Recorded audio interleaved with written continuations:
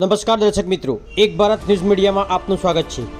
ઉપલેટામાં ચીખલિયા જૂના રસ્તા અને ભૂતળા દાદા મંદિર માર્ગના નવા પુલનું ગુજરાત પ્રદેશ ભાજપ ઉપાધ્યક્ષ રમેશભાઈ દડુકના હસ્તે લોકાર્પણ।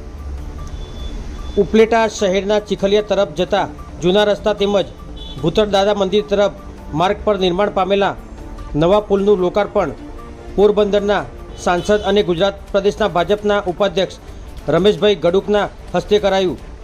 આ તકે નગરપાલિકા પ્રમુખ વર્ષાબેન ગજેરા, ઉપપ્રમુખ જિજ્ઞાબેન વ્યાસ,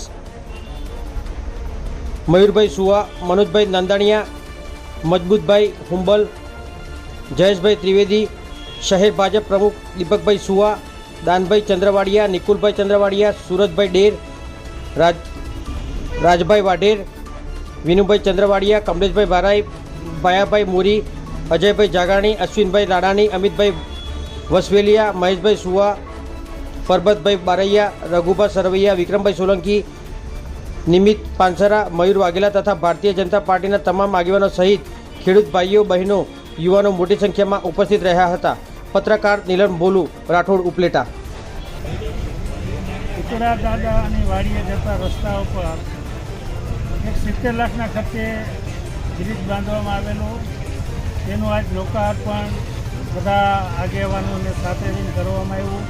તેમાં નગરપાલિકાના પ્રમુખશ્રી, તમામ નગરપાલિકાના સભ્યશ્રીઓ, કારોબારીના ચેરમેનશ્રી, ઉપપ્રમુખશ્રી તેમજ શહેર ભાજપના પ્રમુખશ્રી અને શહેરના બધા ભાજપના આગેવાનોને સાથે રહી અને તમામ ખેડૂતોને સાથે રાખી અને લોકાર્પણ કરવામાં આવ્યું છે।